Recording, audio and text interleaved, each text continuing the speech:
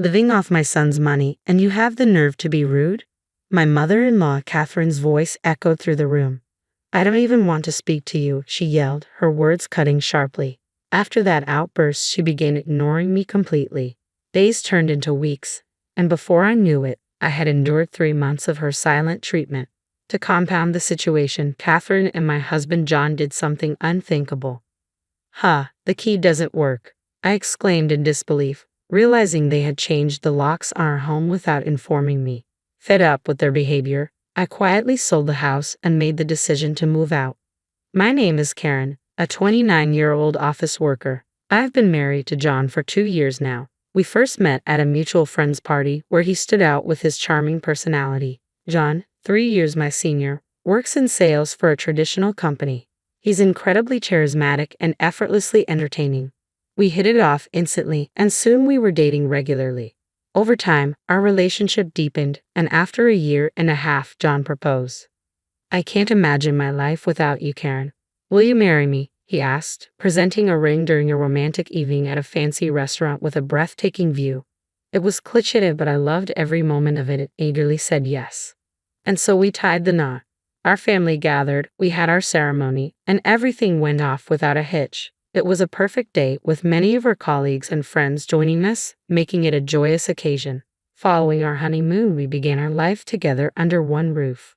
Both of us juggle work, so we split household chores to keep things balanced. John, who had experience helping his mother Catherine around the house, was adept at domestic tasks and an excellent cook.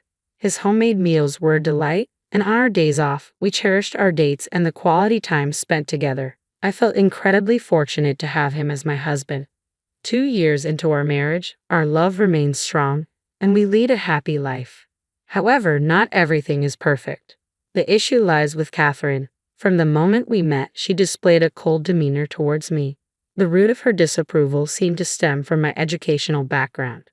Oh, you graduated from a less prestigious college? I find it hard to trust people who didn't excel academically, Catherine once disparaged me. While my college wasn't Ivy League, I chose it for its specialized courses that aligned with my interests. I firmly believe one's educational pedigree doesn't define their worth, especially in the real world. Catherine's remarks about my education caught me off guard and left me feeling deeply hurt.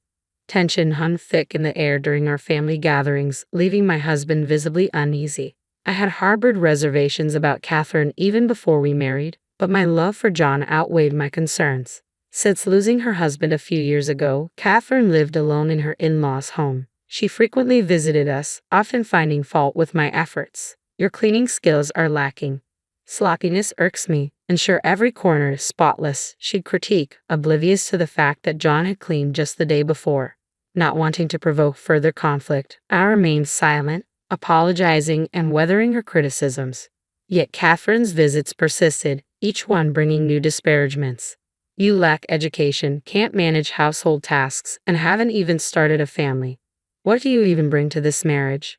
Her words stung deeply, especially when I was already feeling vulnerable. Fed up, I finally confided in John. Can't we address Catherine's treatment of me? What about her treatment? She's constantly insulting me, he replied, frustrated. Really? I never noticed. His casual response caught me off guard. My husband didn't perceive his mother's comments as derogatory. Hearing this revelation in our 2nd year of marriage left me stunned. Are you serious? I don't think Mom means to be hurtful, I faltered, questioning my own perceptions. Was I the one overreacting? No, it couldn't be me. It was becoming clear that both my husband and Catherine were out of touch. This realization deepened my growing distrust toward my husband. I had sensed hints of his complex relationship with his mother before, but it hadn't been an issue until now. His issues with his mother were becoming a real concern. Mom thinks you should cook more nutritious meals. Can we add more variety to our menu? He asked one evening. We both have demanding jobs. I can't prepare elaborate meals every day, I replied, trying to balance our responsibilities. A wife's cooking can inspire her husband to work harder and succeed. So please put more effort into cooking. I feel like you've been cutting corners, he pressed, echoing his mother's expectations. Fine. I reluctantly expanded the menu, which made dinner preparation more labor-intensive. However, What truly unsettled me was Catherine's reaction when she found out that my husband was sharing the household chores. How dare you make John do housework? A wife should never do that. Stop it right now. Catherine's voice rang out angrily, pushing me to my limit. Both my husband and I work full-time, so it's only fair to share the chores, I countered calmly. You, my daughter-in-law, dare to speak against me. Unbelievable. This is why I can't tolerate people without proper education. My argument has nothing to do with education. In fact, I believe my perspective is more suited to modern times. I responded firmly. Your views, Catherine, are outdated. My comment caused Catherine's face to flush red with anger. That's enough. Stop mocking me. I won't stand for this. Catherine stormed off to complain to my husband. Furious, my husband called me over. Mom is really upset. Why are you provoking her? I'm not the one causing trouble here. It's your mom. I tried to explain, but my husband shocked me with his response. This is all your fault, isn't it, Karen? Wait, were you listening? He shot me an irritated glance before continuing with a disapproving expression. What's with the attitude? You've become so disrespectful, just like Mom warned. It's not right for a wife to behave this way. Seriously, even you're saying this now. I felt deeply disappointed. I had hoped my husband held different values from Catherine, but it seemed her influence was stronger than I realized. Could I truly find happiness in this marriage? Uncertainty overwhelmed me. Then my husband dropped another bombshell. Mom is moving in with us, he announced. When? Is she coming again, starting tomorrow? I asked, caught off guard. Don't say starting tomorrow like it's temporary, he replied uneasily. So, it's just for tomorrow? I questioned with a sinking feeling. No, she's moving in, starting tomorrow, he clarified. Moving in? I couldn't believe what I was hearing. Since when did this become about living together? My mom finds it inconvenient to keep coming over, so we decided it makes sense for her to move in, he explained, oblivious to my shock. What? Why would you make that decision without discussing it with me? I'm the one bringing in the income. This should be my call. It was increasingly clear that my husband was completely influenced by his mother, Catherine. She must have been feeding him ideas about a wife's obedience, but making a unilateral decision for Catherine to live with us was unacceptable. The following day, Catherine arrived as if it were the most natural thing, hauling large bags with her. She confidently claimed a room on the first floor, behaving as though she had always lived there. Karen, get the coffee brewing, will you? You're such an inconsiderate daughter-in-law, she demanded. Hey, Mom's tired from moving. Cut her some slack. Catherine and my husband immediately joined forces to scold me. The thought of this becoming a daily occurrence was unbearable. I started preparing for any unforeseen circumstances.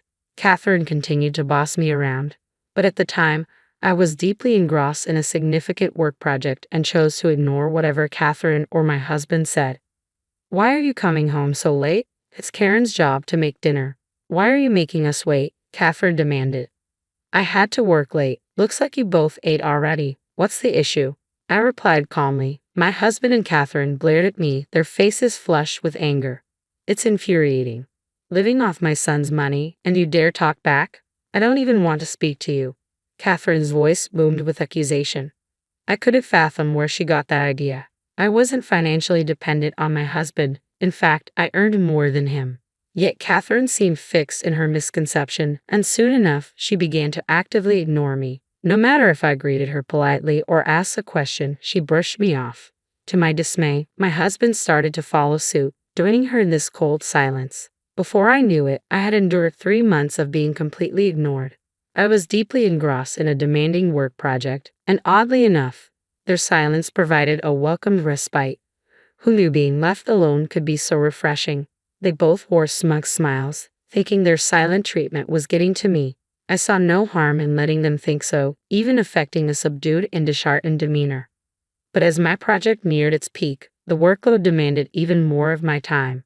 Working tirelessly with my team, we finally reached the project's conclusion. In my intense focus, I had completely forgotten about Catherine and my husband. I was so absorbed that their silence, even if intended to bother me, went unnoticed. At some point, Catherine and my husband must have realized their strategy had no effect on me. That's when they resorted to something unthinkable. My key isn't working. No matter how many times I try, it won't fit the lock, I muttered to myself in frustration. It turned out they had changed the locks without informing me. As I struggled outside, attempting to get in, I overheard Catherine and my husband talking inside. Is that a burglar? Catherine's voice sounded alarmed. Ha, but we're home alone, so it can't be a break-in, right? Catherine's voice carried a mocking tone. Maybe it's trespassing, my husband chimed in, joining her laughter. Yeah, maybe we should call the cops, Catherine added, the amusement clear in her voice. Their laughter and casual discussion echoed through the house. I couldn't believe how far they had taken their disregard for me. It was the final straw. Quietly, I resolved to sell the house and move. This house had been my family home, left to me by my parents when they retired to the countryside last year. I have full ownership rights and had already taken precautions, having the house appraised in case I needed to sell it quickly due to Catherine's presence. I relocated to a business hotel and informed my parents of the situation, along with my decision to sell. Disappointed in my husband and Catherine, they gave me their full support. With their encouragement, I promptly contacted a real estate agent and sold the house. I arranged for a locksmith to change the locks, and as I entered the house, Catherine looked at me, visibly startled. How did you get in? You didn't break the lock, did you? Catherine's voice, laced with indignation, pierced the air, a sound I hoped to never hear again. Ignoring her protests, I began packing my belongings. Say something, I'll call the police for trespassing, she threatened, her voice growing more frantic. Ignoring her threats, I proceeded with my departure, accompanied by movers who swiftly began transporting my larger items. Catherine continued shouting accusations, calling me a thief, but I remained steadfast in my silence. The locksmiths and movers seemed uneasy around Catherine, likely sensing the tension. I had informed them beforehand that Catherine was my husband's mother, suffering from a severe mental condition, and that she had mistakenly changed the locks, believing my home to be hers. The more she screamed, the more evident her condition appeared. Suppressing a smirk, I efficiently directed the move. Soon, all my belongings were gone. I left pre-filled divorce papers on the table and exited without acknowledging Catherine's tirades. As I walked away, Catherine's shouts faded into the background. Let her taste the bitterness of being ignored completely. Later that night, my husband called me, seething with anger. What do you think you're doing, taking things from this house? I decided to confront my husband directly. What are you talking about? I've only taken what I purchased with my own money. Let's not forget, the house itself was passed down to me by my parents. You've been so focused on pleasing Catherine that you've started to believe your own falsehoods. It seemed my words finally struck a chord with my husband. His phone was on speaker, and I could also hear Catherine's voice interject. Wait, what's going on? Perfect. Since Catherine was listening, I continued firmly. Catherine, listen carefully. I've already sold the house, so I need you to leave immediately. And please sign the divorce papers. If you refuse, I'll pursue this through the courts. Both of them fell silent, clearly taken aback by my declaration. Are you giving me the silent treatment again? That's fine, but know that I will not hesitate to enforce this. I knew their silence was not because they were ignoring me, but because they were stunned. Nevertheless, I pressed on. As expected, my husband finally spoke up. Wait, please, but I chose to ignore him and ended the call. Shortly after, I initiated divorce proceedings through my lawyer. My husband promptly agreed, perhaps fearing a drawn-out legal battle. As a result, both my ex-husband and Catherine were evicted. While they could have afforded a decent apartment with the money from the house sale and their pensions, Catherine's reckless spending habits had depleted their resources. She had used my father-in-law's inheritance to pay off debts, leaving my ex-husband struggling to manage the debt she had accumulated. Despite his lengthy explanations and pleas for reconciliation, I chose to ignore him completely. Now, I live alone in a comfortable apartment. I've decided to save the proceeds from the house sale for my retirement. At the moment, I'm focused on advancing my career and aiming for a promotion. Love can wait. I'm prioritizing my own future and stability.